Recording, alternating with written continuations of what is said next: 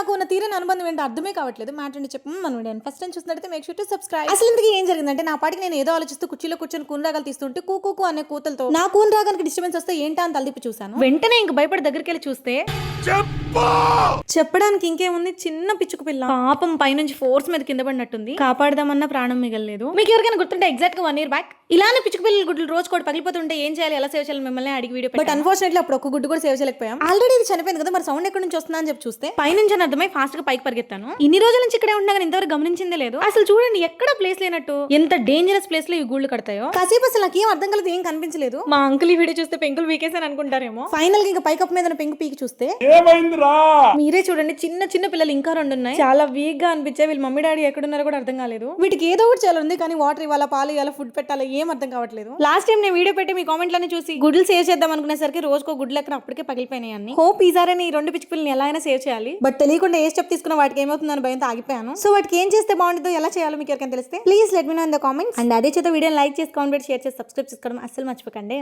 ఉంటాను.